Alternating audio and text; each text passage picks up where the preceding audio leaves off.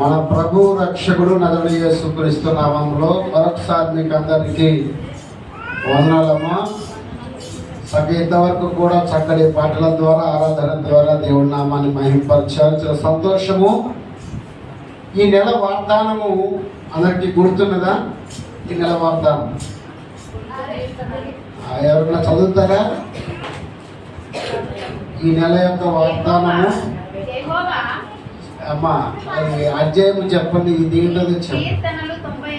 కీర్తనలు గ్రంథము 98వ అధ్యాయంలో మొదటి వచనం బట్ట. యెహోవా ఆశ్చర్య కార్యములు చేసి ఉన్నాడు. ఆయనను గూర్చి కొత్త కీర్తన పాడుడి. ఆయన దక్షిణ హస్తము, ఆయన పరిశుద్ధ బాహువు ఆయనకు విజయము కలగజేసి ఉన్నది. దేవుడికి మహిమ కలుగును గాక. ఈ చదువుకున్నటువంటి మాటలో మనము గమనించినట్లయితే దక్షిణ హస్తం. ఏ హస్తం ఇది?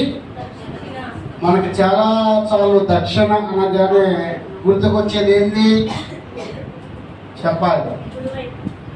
దక్షిణ అనేది తూర్పు, పడమర, ఉత్తర, దక్షిణ అంటాం కదా.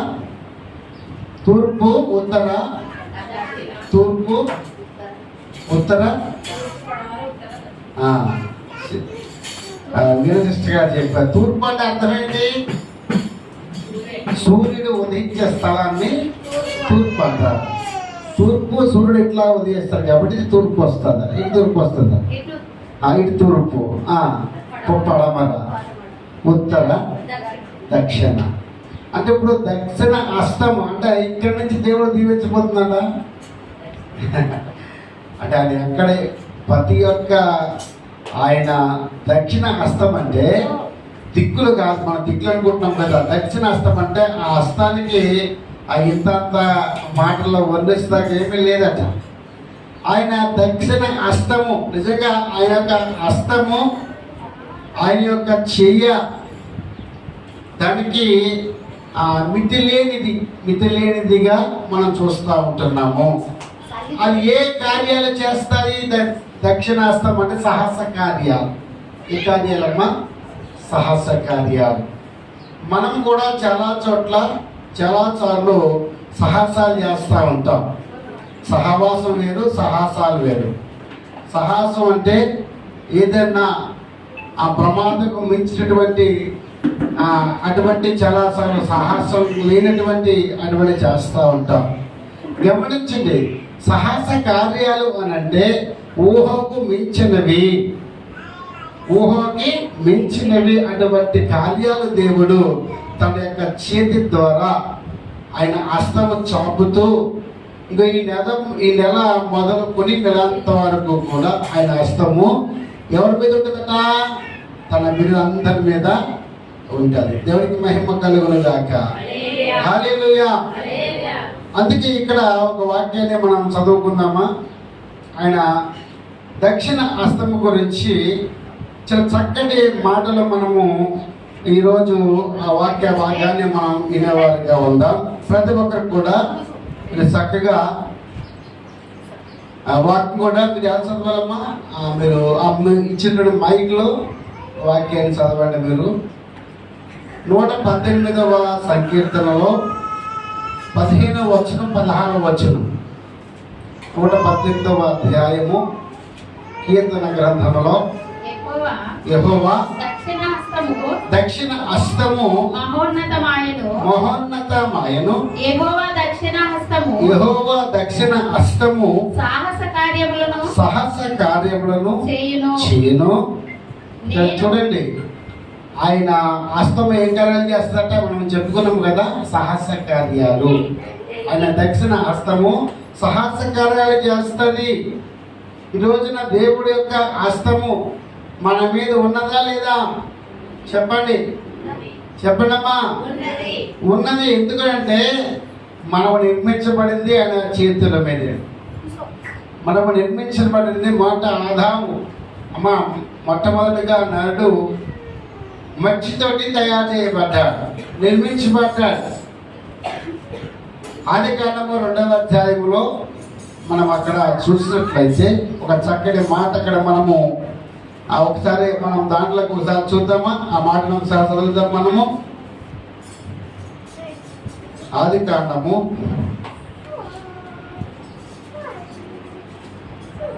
1వ అధ్యాయంలో 2వ అధ్యాయంలో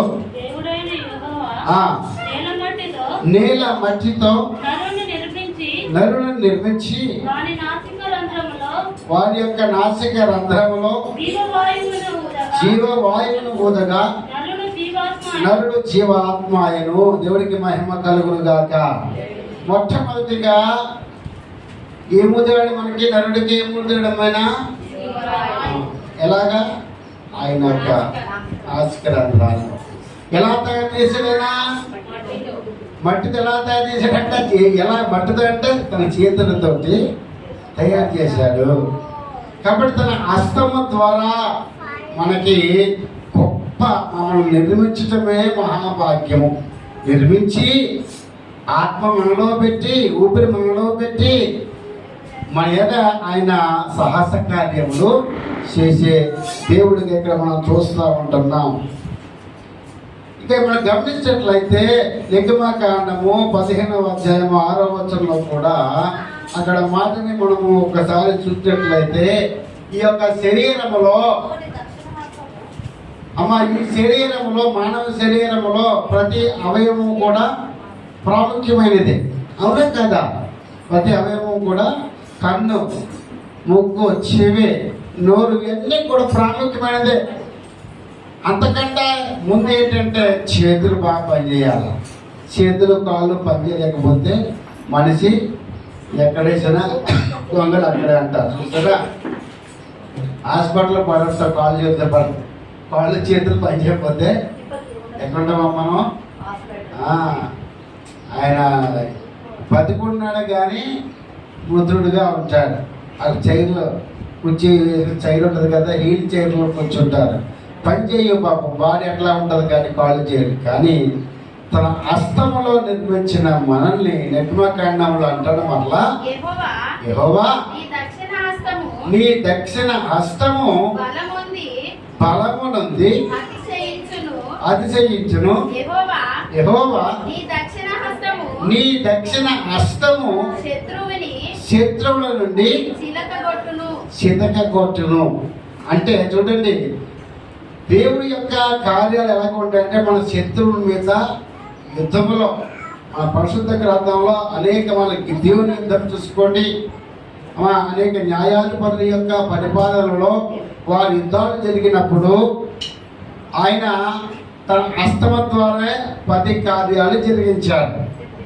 గమనించిన రోజున ఆయన హస్తము ద్వారా, దక్షిణ హస్తము ద్వారా అనేక కార్యాలు జరిగిస్తూ ఉంటున్నాడు. నిన్ను నన్ను కూడా. ఆ హస్తము అనగా పరిశుద్ధ గ్రంథంలో దావీదు దేనిలో కొట్టాడట చెప్పాలా? ఒడిచేడుతోటి చేతితో ఎట్లట్లాడని ఎన్నిసార్లు 3-5 తీసుకున్నాడు. ఒక దెబ్బకే ఆ గొలియాత్ అనేవాడు పడిపోయాడు. మోషే తన చేతి యొక్క కర్ర చేత మోషే గారు కూడా అద్భుత కార్యాలు చేశారు. అంటే దేవుడు చేతి ద్వారా, తన హస్తము ద్వారా అనేక కార్యాలు జరిగిస్తున్నాడు. దేవుడికి మహిమ కలుగును గాక. ఈ రోజున మనము కూడా అటువంటి కార్యాలు మనం ఏ పని చేయాలన్నా కూడా మన దేవుడు ఏం చేస్తున్నాడంటే మనందరినీ కూడా సాహస కార్యాలుగా అని గుర్తిస్తున్నాడు. సాహసం చేయరా దింపకన్నాడు. అవునా కదా? సాహసం చేయరా దింపకని ఒక సామెత ఉన్నది. అంటే సాహసం చేయాలి, సహవాసం చేయాలి, సాహసం చేయాలి. ఈ రెండు చేస్తేనే దేవుని యొక్క హస్తకృత్యములో అనేకమంది ఉన్నాయి. ప్రకటన గ్రంథంలో మనకు బాగా తెలుసు. ఆయన కుడి చేతుల్లో ఏమున్నాయట? 7 నక్షత్రాలు ఉన్నాయట. ఈయన దీపస్తంభాల మధ్య ఆయన సంతరిస్తూ మాట్లాడుతున్న దేవుడుగా ఉన్నాడు ఆయన. ఇక్కడ చూసినట్లయితే యెషయా గ్రంథంలో కూడా మనం ఒకసారి అక్కడ చూసినట్లయితే 7వ అధ్యాయం 9వ వచనంలో కూడా ఇక్కడ తన హస్తం ఎలా ఉందంట. మొట్టమొదటిగా మనం విన్నాము 7వ అధ్యాయం 9వ వచనం ఒకసారి చూడడం, 6, 9 కూడా ఒకసారి చదవండమ్మా. మొదటి నెల మొదటి దినమందు అతడు బబులోను దేశము నుండి బయలుదేరి తన యొక్క దేవుని యొక్క కరుణా హస్తము చేత తనకు తోడుగా ఉండుటకును ఉన్నందున 5వ నెల మొదటి దినమున యెరూషలేమునకు చేరును. 9వ వచనంలో కూడా అదే మాట ఉంటుంది. కరుణా హస్తము అంటే కరుణించే హస్తము అంటే ఆయన కరుణ చూపేవాడు. మనం అంటాం కదా కరుణామయుడు, దయామయుడు. మనం ఏ విధంగా పిలుచుకుంటాం ఆయన్ని. అలాగే ఆయన కరుణించే హస్తము. అక్కడ యుద్ధాలు జరిగే సమయాలలో అనేక మంది ఇరుకుల ఇబ్బందుల యొక్క యెషయా యొక్క ఆ కన్నీటి గాథలో ఆయన అద్భుతాలు కరుణా హస్తము తోడుగా ఉంచాడు వాళ్ళకి. ఆ ప్రజలకి ఆ సమయాలలో వారికి తన యొక్క కరుణ హస్తము జాలిగలిగినటువంటి మనుషులకు ఆయన హస్తమును కరుణను తోడుగా ఉంచాడు.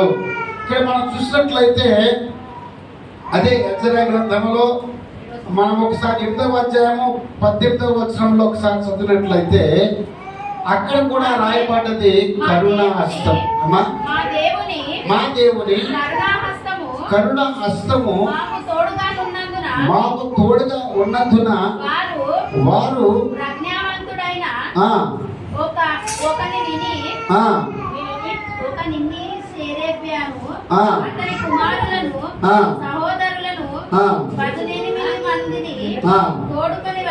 తోడుకొని వచ్చిరి. ఆ ప్రజ్ఞావంతుడు మహాని ఒకడు. ఈ మహాని ఇశ్రాయేలునకు పుట్టిన లేవి వంశస్థుడు. ఈయన ఒక కుమారుని బట్టి మహాని ఒక కుమారుడు లేవి వంశస్థుల్లో పుట్టినటువంటి వాడు. ఆయనకి ఈ కరుణా హస్తము తోడుగా ఉన్నది. పుట్టిన వెంటనే కుమారుడికి ఎవరు తోడున్నారట? దేవుని యొక్క కరుణ హస్తం. ఈరోజు నీకు నాకు ఎవరితో ఉన్నారంటే దేవుడితో అంటాం. దేవుడు తోడున్నాడు కానీ తన హస్తము కరుణ ఆ జాలిగల దక్షిణ హస్తం మన మీద ఉంటే చాలా చోట్ల మీరు అంటారు, అయ్యా ప్రార్థన చేయమని తల మీద ప్రార్థన చేసుకుని ప్రార్థన చేయమంటారు. అవును కదా. ఏదైనా అపవాది యొక్క తంత్రం ఉన్నట్లయితే, రోగం ఉన్నట్లయితే సేవకుడు ఎవరంట విశ్వాసుల మీద చేయవేసి ప్రార్థించాలట. అంటే దేవుని యొక్క హస్తము వారిలోకి వెళ్ళి ఆ లోపలటువంటి ప్రతి క్రియను శోధిస్తుందట, పరిశీలిస్తుందట. అందుకే తన యొక్క కరుణ దక్షిణ హస్తము మన ఆదరించేది, అనేక కార్యాలు జరిగించేది. దేవుడికి మహిమ కలుగును గాక. అందుకే తన హస్తాలు మనం సృష్టించి తన హస్తాలు మనకి ఆయన ఎలాగించాడట, తన హస్తము ద్వారా మన హస్తములో ఉంచి మన హస్తములో అనేక కార్యాలు జరిగించినటువంటి దేవుడిగా ఉన్నాడు. చూడండి, ఇక్కడ మరొక మాట నేను జ్ఞాపకం చేస్తూ ఉంటున్నాను. ఈ దావీదుకి ఎలాగో ఒడిషేలు ఎలాగిచ్చిందో, ఇంకెవరికి మోషేకి కర్ర ఎలాగిచ్చిందో, అలాగే సమయాలకి కూడా ఏమిచ్చిండు? సౌలుకి ఏమిచ్చాడట చూద్దామా? సౌలుకి ఏమిచ్చాడట చూద్దాం. చూడండి, అది మొదటి సమయాల గ్రంథము 18వ అధ్యాయము 1వ వచనంలో మాట ఉన్నది. దావీదు సౌలుతో మాట్లాడుట చాలించినప్పుడు యోనాతాను హృదయము దావీదు హృదయముతో కలిసిపోయెను. యోనాతాను దావీదును తనకు ప్రాణ స్నేహితునిగా భావించుకొని అతన్ని ప్రేమించెను. మొదటి సమయాల గ్రంథమే కదమ్మా 18:1. ఈ 1 నుంచి దాదాపుగా మనం ఈ వచనాలు చూస్తూ ఉంటుంటే సౌలు ఏమించినట్ట ఆ చేతులు ఏముందంట? బాటే అంటే బాణము, విల్లు వంటిది ఆయన దగ్గర ఉన్నట్లుగా ఇక్కడ. మరియు యోనాతాను తన దుప్పటిని దుప్పటిని, తన తన కత్తిని, కత్తిని, తన విల్లును, తన విల్లును, నడికట్టును తీసి దావీదునకు ఇచ్చెను. చూసారా, తన విల్లును తీసి, అంటే ఇప్పుడు మోషేకి చేతిలో కర్ర ఎలాగో ఈ యొక్క యోనాతాను యొక్క మరికొద్ది ఎన్ని కూడా ఎవరికి ఇచ్చేయడం మళ్ళా దావీదుకి ఇచ్చినట్లుగా చూస్తూ ఉంటున్నాము. అలాగే గెహజీ కూడా ఆయన రాజదండముతో చేతితో రాజదండముతో కార్యాలు జరిగించాడు దేవుడు. గెహజీ యొక్క కారణాల వల్ల అనేకమైనటువంటి గెహజీ యొక్క మరి కొన్నాళ్ళు మంచి చేసే ప్రజలకి తర్వాత ఆయన కూడా చెడిపోయినట్లుగా ఇక్కడ మనము పరిశుద్ధ గ్రంథంలో చూస్తూ ఉంటున్నాము. అలాగే ఇక్కడ మత్తయి సువార్తలో నూతన నిబంధన గ్రంథంలో మత్తయి సువార్త 26:51 వచనంలో పేతురు కత్తి చేత, చేతిలో కత్తి, ఆ చేతిలో ఏముందట కత్తి, ఒక చేతిలో రాజదండం ఉంది, ఒక చేతిలో కత్తి ఉంది, ఒక చేతిలో విల్లుంది, ఒక చేతిలో కర్ర ఉంది, ఒక చేతిలో ఏముందమ్మా ఒడిశీలు ఉన్నది. ఇవన్నీ కూడా ఎవరు చేస్తున్నాడు అంటే దేవుడే వారికి ఆ చేతుల ద్వారా తన సహస్ర కార్యాలు చేస్తున్నాడు. ఈ నెలకి వాగ్దానం ఏంటంటే అటువంటి హస్తము వాళ్ళకి చేసిన దేవుడు మనకు చేయడా? అది చేస్తాడు. ఎందుకు చేయడు? చేస్తాడు. చేయటానికే మీకు వాగ్దానం ఇచ్చాడు ఈరోజు. అటువంటి ప్రభువారు ఈ రోజు మనకు కోరుకునేది ఒక్కటే. మీరు ఎలా ఉండాలంట? 16వ కీర్తనలో 11వ వచనంలో ఒకసారి మీరు అక్కడ చూసినట్లయితే 16-11వ కీర్తనలో జీవ మార్గమును నీవు నాకు దయచేసేదవు, నీ సన్నిధిని సంపూర్ణ సంతోషము కలదు. నీ సన్నిధిని కీర్తన గ్రంథం 16వ అధ్యాయము 11వ వచనం. నీ సన్నిధిలో సంపూర్ణ సంతోషము కలదు, నీ కుడి చేతిలో నిత్యము సుఖము కలదు. దేవుడికి మహిమ కలుగును గాక. ఆయన చేతిలో ఏముందంట? కుడి చేతిలో ఏముందట? సుఖం. అబ్బా, ఈ రోజున అందరూ కూడా దేనికి కష్టానికి ఎవరు కూడా ఏం చేయలేదట? కష్టానికి చెప్పాలి.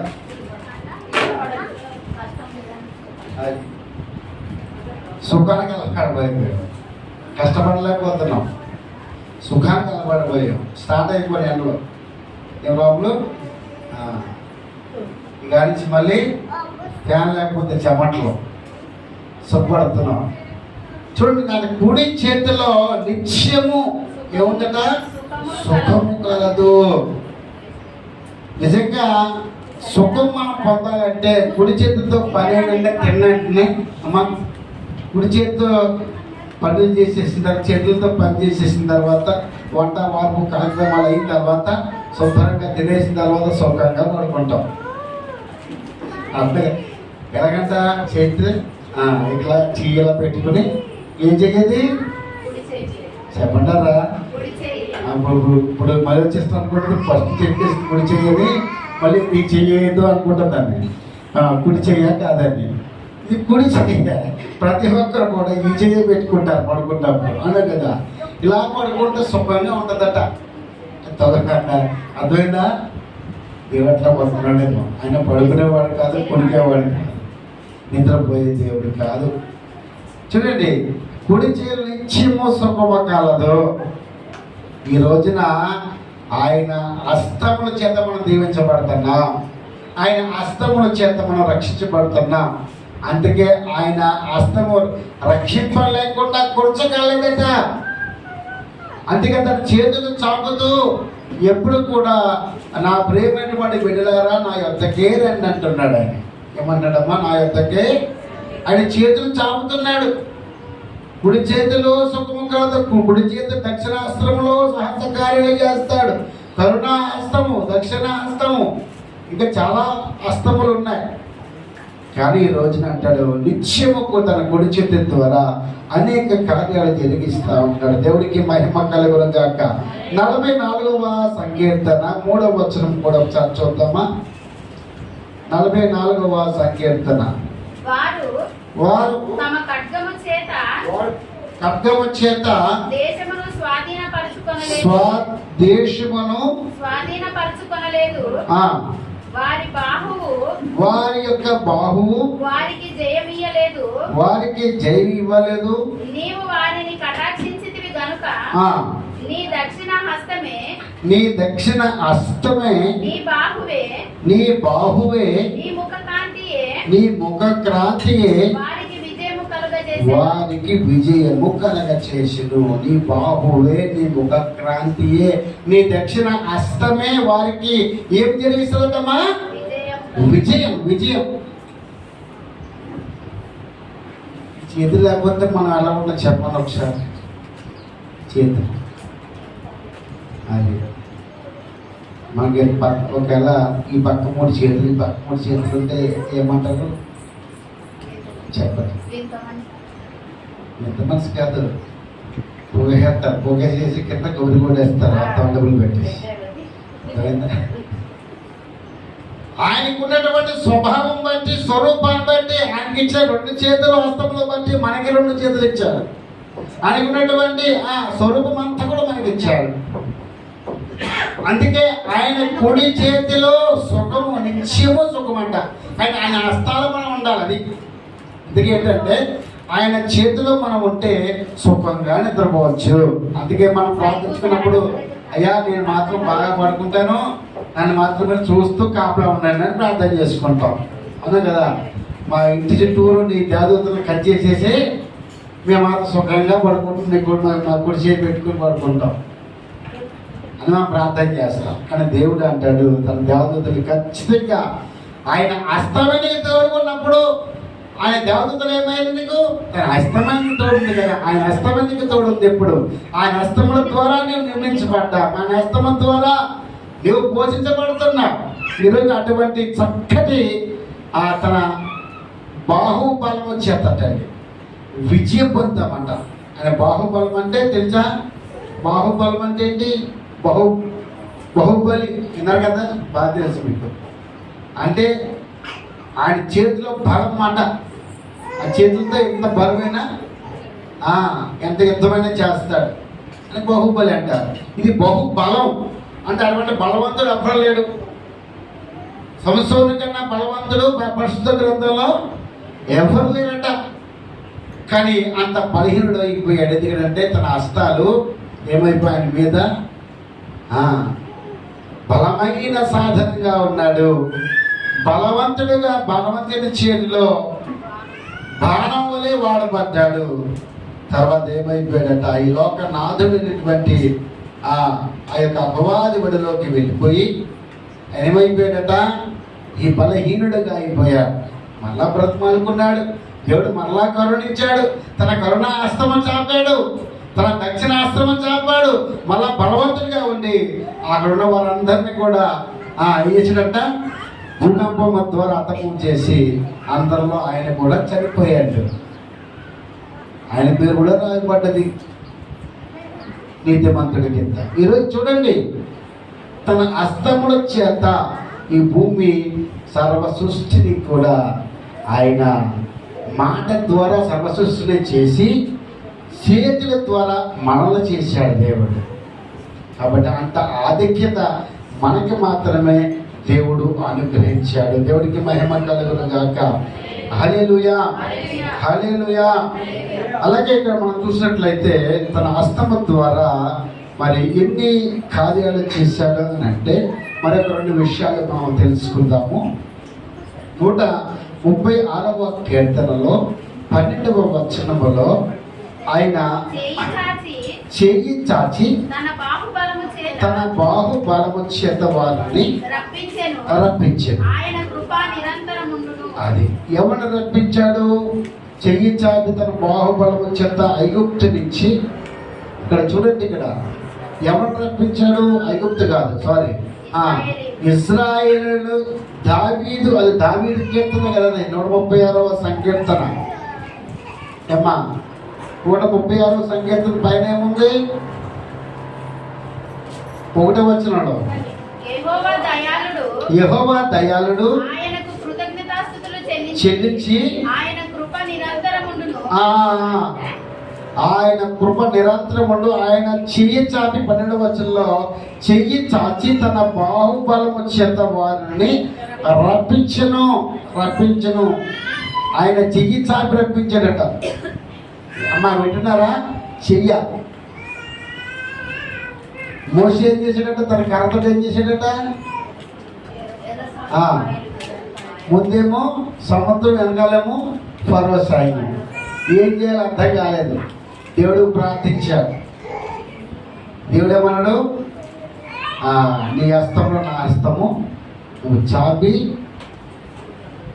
సముద్రం వైపు చాపి ప్రార్థన చేయమంట. కర్ర ద్వారా, మోసేను చేతున్నటువంటి కర్ర ద్వారా తన హస్తం వేసి దేవుని యొక్క హస్తము ద్వారా ఆ సాహస కార్యం జరిగించాడు. దేవునికి మహిమ కలుగును గాక. ఈ రోజున మన చేతుల్లో కూడా అటువంటి కార్యాలు ఉన్నాయి. అటువంటి చేతి ద్వారా కార్యాలు చేస్తున్నాం లేదమ్మా. దేవుడికి చక్కగా తప్పట్లు కొడుతున్నాం, దేవుడికి స్తుతులు చెల్లిస్తున్నాం, ఆరాధన చేస్తున్నాం. అంత మాత్రమే కాదు, ఈ చేతుల ద్వారా మన యొక్క జీవన బాధ కొరకు మన ఉద్యోగము దేవుడు ఏర్పాటు చేశాడు. ప్రతి పని ద్వారా చేతుల ద్వారా చాలా చాలా చోట్ల నేను చూశాను. 2-3 సేవకుల్ని, వాళ్ళకి పాపం చేతులు అలాగే పుట్టారు అనుకుంటా.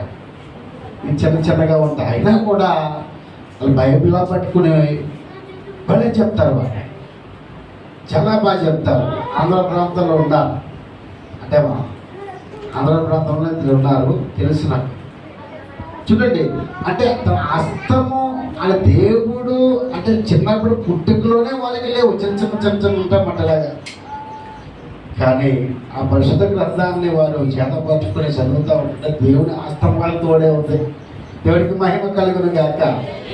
వాళ్ళ చేతులు లేకుండా దేవుని హస్తం వాళ్ళకి తోడుగా ఉందమ్మా.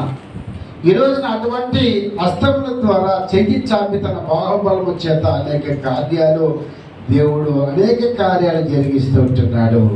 ఆఖరి ఒక మాట చెప్పుకుందామా?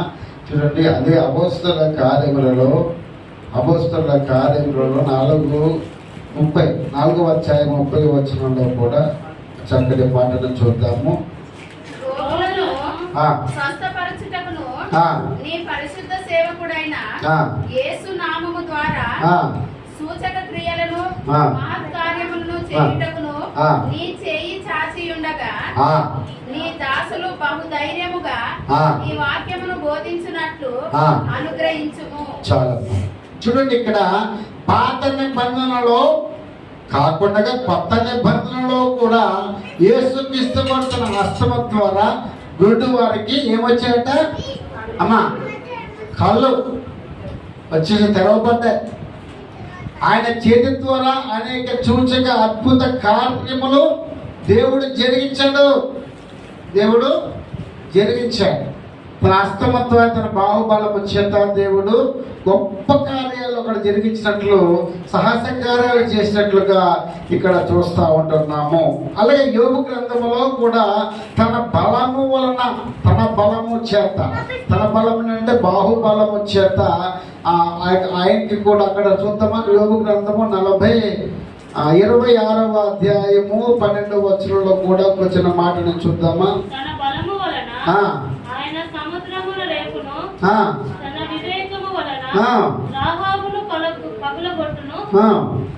ఆయన ఊపిరి విడువగా ఆకాశ విశాలములకు అందము వచ్చును. ఆయన హస్తము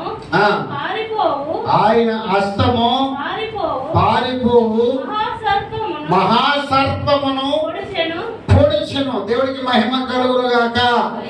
ఆఖరి అంటున్నాడు, ఆయన హస్తము ఎవరిని పొడిచిందట? అమ్మా, ఒకసారి ఎవరైతే పడుకుంటున్నారు అల్లుడికి చెప్పండి. అందరూ అల్లుడి ఎవరో 2-3 అంటున్నారు.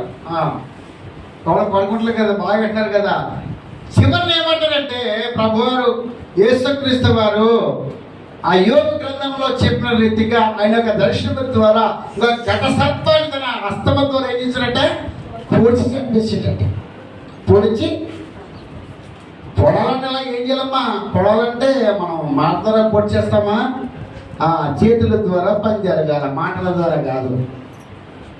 మాటల ద్వారా కాదు. అందుకే తన హస్తము ద్వారా ఆ అపవాదికి ఏం చేయడట, ఆ తలను చెదగొట్టేశాడు. కాళ్ళ ద్వారా, చేతుల ద్వారా ఏం చేశాడట, పోల్చినట్లుగా అక్కడ మనము ఈ పరిశుద్ధ గ్రంథంలో చూస్తూ ఉంటున్నాము.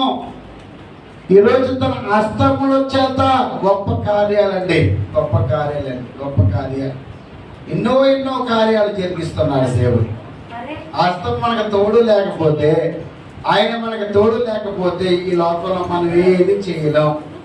మన హస్తాలు ఏమున్నదండి, మనకు కూడా దేవుడు గొప్ప కార్యాలు చేయడానికి అర్హత ఇచ్చాడు. చెప్పిన మనం కూడా ప్రార్థన చేస్తే మన హస్తాల్లో వచ్చిందంటే, అయ్యా మా హస్తాల్లో మీ హస్తం ఉంచి ప్రార్థిస్తుండగా అయ్యా ఈ కుమారుడికి విడుదల చేయండి, లేకపోతే ఈ కుమారుడు యొక్క బలహీనత సోదరు నుంచి తప్పించండి, విడిపించండి మనం కూడా ప్రార్థించినప్పుడు దేవుడుకు అనేక కార్యాలు చేయగల సాహస కార్యాలు చేయటువంటి కృప మనకి ఇస్తాడండి. ఈ రోజున మనం కూడా మన హస్తాల్లో ఆయన హస్తం ఉన్నది కాబట్టి అటువంటి కార్యాలు మనం కూడా చూస్తూ ఉంటున్నాం, జరిగిస్తూ ఉంటున్నాం. దేవుడికి మహిమ కలుగును గాక. హల్లెలూయా, హల్లెలూయా. చూడండి, ఇంకొక మాటను చూద్దాం మనం ఒకసారి. లూకాసు వార్త 7వ అధ్యాయము 13వ వచనం ఒకసారి చూద్దామా. లూకాసు వార్త 7:13.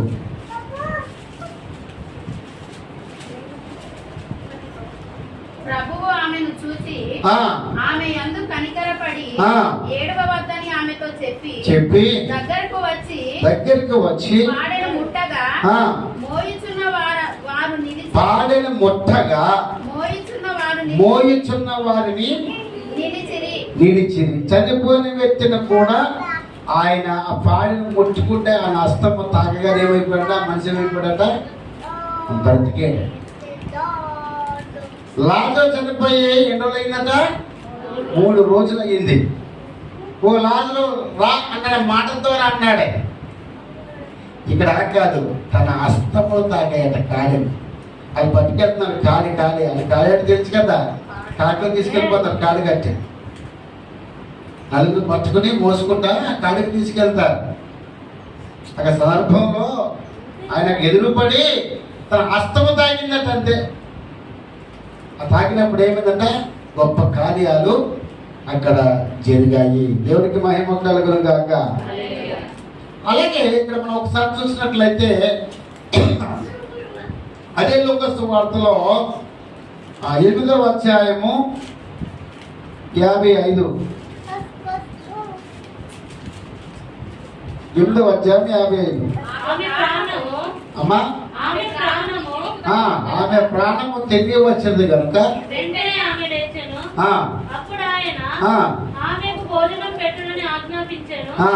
ఆమె తల్లిదండ్రులు విస్మయం పొందిరి.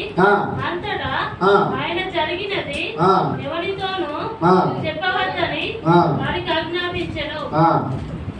చదవండి, కట్టించేయండి అమ్మా. ఆయన 12 మంది శిష్యులను పిలిచి సమస్తమైన దయ్యముల మీద శక్తిని అధికారమును రోగమును స్వస్థపరచును అనుగ్రహించెను. దేవుని రాజ్యమును ప్రకటించుటకును రోగులను స్వస్థపరచుటకును వారిని పంపాడు. చాలమ్మా, ఇక్కడ చూడండి, తన హస్తము ద్వారా ఆయన ప్రార్థించి పంపాడు శిష్యులకి. మీరు అనేక రోగముల మీద, అనేక కార్యముల మీద మీరు ఏం చేస్తారు, అధికారము మీకు ఇస్తున్నాను. కాబట్టి మీరు వెళ్ళి అనేక మంది గురించి ప్రార్థించండి. ఇది ఆఖరిగా ఆయన చెబుతున్న మాట, ప్రభు యేసుక్రీస్తు వారే చెబుతున్న మాట.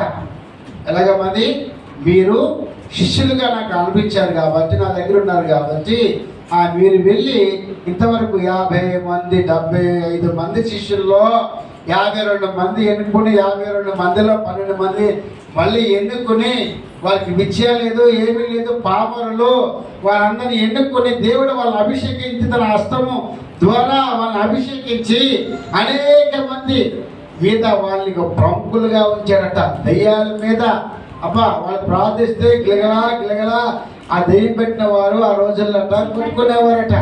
అటువంటి కృప ఈ రోజున మనకి కూడా ఇస్తున్నాడు. దేవుడికి మహిమ కలుగును గాక. ఆయన హస్తములో జరగనిది ఏది లేదండి. మన హస్తములో ఏమంటే ఆయన హస్తము మన హస్తములో ఉంటే మనము కూడా అటువంటి కార్యాలు జరిగిస్తాము. అందుకే అధికారాన్ని దేవుడు ఈ నెలలో ఇవ్వబోతున్నాడు. అందుకే తన దక్షిణ హస్తము మనకి ఆయన మన మీద ఆయన ఉంచుతుంటున్నాడు. హల్లెలూయా, హల్లెలూయా. సరే, ఇంకొక మాట చెప్పి నేను ముగించేస్తా ఉన్నాను. ఇంకా సమయం లేదు నాకు, ఇంకా అయిపోయింది, 1కి వచ్చేస్తున్నాను. అదే కీర్తన గ్రంథంలో మనము ఇందాక చదువుకున్నాం కదా, చూడండి అమ్మా. అదే కీర్తన గ్రంథంలో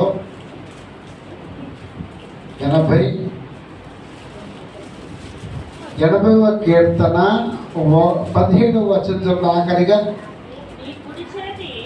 నీ కుడి చేతి మనిషికి తోడుగాను, ఆ నీ కొరకై నీవు ఏర్పరచుకున్న నరునికి తోడుగాను. అమ్మ గట్టిగా చదవమ్మా. నీ కుడి చేతి మనుషునికి తోడుగాను, నీ కుడి చేతి మనుషులకు తోడుగాను, నీ కొరకై నీవు ఏర్పాటు చేసుకొనిన నరునికి తోడుగాను నీ బాహుబలం ఉండును గాక. చాలా దేవుడికి మహిమ కలుగును గాక. ఆయన ఏర్పాటు చేసుకున్న ప్రజలందరి మీద ఆయన బాహుబలము తన హస్తము ఆయన ధరింపు చేస్తారట. ఆ వాక్యంలో అదే సారాంశం ఏంటంటే తను ఏర్పరచినటువంటి ప్రతి ఒక్కరి మీద కూడా తన హస్తము ఎప్పుడు కూడా మహిమకరంగా ఉంచుతాడు, దివిడికరంగా ఉంచుతాడు. తన హస్తము ద్వారా ఆయన హస్తం గురించి చెప్పడానికి చాలా ఉంది. ఆయన హస్తాల పరిశుద్ధ గ్రంథంలో ఆయన హస్తముల ద్వారా అనేక కార్యాలు జరిగించాడండి. ఈ రోజున మరి ముఖ్యం ఏంటంటే తన హస్తముల ద్వారా నరుని మనందరినీ కూడా మొట్టమొదటి ఆదాముని నిర్మించినటువంటి దేవుడు. అమ్మ, ఆదాము లేకపోతే మనము వచ్చేవాళ్ళమా? భూమి మీదకి వచ్చేవాళ్ళము కాదు. అందుకే చికటగల మట్టితోటి చేసుకుని ఆయన ఆ బొమ్మను తయారు చేసి ఆ బొమ్మలు ఏంటంటే జీవవాయువు ఊదేమంట తన చేతులతో తయారు చేసుకున్నాడు. అటువంటి హస్తం మనకి ఏమంటే ఆయన తయారు చేసుకున్నవాడు అండి. ఆయన తెలియదు, మన గురించి ఆయన తెలియదా? తెలుసు కదా. మన కన్నా బిడ్డకి మన రక్త సంబంధులకి వాళ్ళ గురించి బయట కన్నా మనకి ఇంకో బాధ తెలుస్తుంది. అవునా కదమ్మా? చూడండి, ఈ రోజున చూడండి, మనల్ని కలిగినటువంటి దేవుడు మన తండ్రికి మన గురించి తెలుసు. ఏ ఆపద వచ్చినా, ఏ కీడు వచ్చినా, ఏ ఇబ్బంది వచ్చినా, ఏ నష్టము కలిగినా కానీ దేవుడు నిన్ను ఆ ఆపద నుంచి తొలగించి తన హస్తము ద్వారా నిన్ను ఆయన మహిమకరంగా చేసుకుంటాడు. దేవుడికి మహిమ కలుగును గాక. యోబునే ఆయన మళ్ళా తిరిగి 2 ఆశీర్వాదాలను పొందుకున్నాడే. ఈ రోజున తన హస్తము ద్వారా ఈ సర్వ సృష్టిని ఆయన అందరిని ప్రతి ఒక్కరిని కూడా ఆయన రమ్మనుచున్నాడు. ఆయన హస్తము చాపుతుంటున్నాడు. తరడ వంచుదాము, ప్రార్థించుకుందాం. తన హస్తము ద్వారా, తన హస్తములో ఏమున్నది అంటే ఆశీర్వాదం ఉన్నది, సుఖ జీవనం ఉన్నది. ఆయన హస్తములో ఏమున్నది అంటే ఆయన హస్తములో నిత్యము కూడా మనకి ఆనందము, సంతోషము, సుఖ జీవనమును ఆయన మనకి చేసే దేవుడిగా ఉన్నాడు. నిజంగా ఆ హస్తము ద్వారా అన్ని చేసుకున్న తర్వాత ఆ హస్తం మన కొరకే మేకులు కొట్టించుకున్నది. ఆ శిలువలో ఆ చేతులకి మేకులు కొట్టించుకున్నది ఎవరి కోసం అని అంటే ఇదో నీ నా కోసమే. ఆఖరిగా అంటున్నాడు, నా హస్తములకి తోడుగా ఉన్నాయి, నా హస్తములకి ఎప్పుడు కూడా మీద ఎప్పుడు కూడా తోడుగా ఉంటున్నానే, సహసకారాలు చేస్తున్నానే. ఈ రోజున అటువంటి హస్తాలు మరలా ఈ రోజున ఆయన శిలువ ప్రాణం మీద ఆయన వేలాడి తన చేతులలో కాళ్ళలో మేకులు దిగ్గట్టుకుని తన యొక్క రక్తము ద్వారా ఆ శిలువ మరణము ద్వారా మరలా మనకి ఆయన నూతనటువంటి నూతనమైనటువంటి కార్యాలు మనల్ని జరిగించాలని, ఈ పాప శాపం నుంచి, పాప విమోచన నుంచి ప్రభుల వారు మనం రక్షించాలని ఆయన ఉద్దేశంతోనే ఈ రోజున మళ్ళా ఆయన మన ముందు నిలబడ్డాడు. ఇంకో ఆయన హస్తము ఆశీర్వదించకుండా ఆయన కొరచ కాలేదు. హస్తము మనం కోరుకోవాలి. అయ్యా అయ్యా నీ హస్తము నా మీద ఉంచయ్యా, నన్ను అభిషేకించయ్యా, నీ ఆత్మ ద్వారా మమ్మల్ని రక్షించినయ్యా. ఇంకో తండ్రి ఆ రక్తము ద్వారా తండ్రి ప్రభు మా యొక్క పాప విమోచన కలిగించాయి అయ్యా. మా శరీరములో కానీ మా యొక్క తండ్రి ప్రతి విషయంలో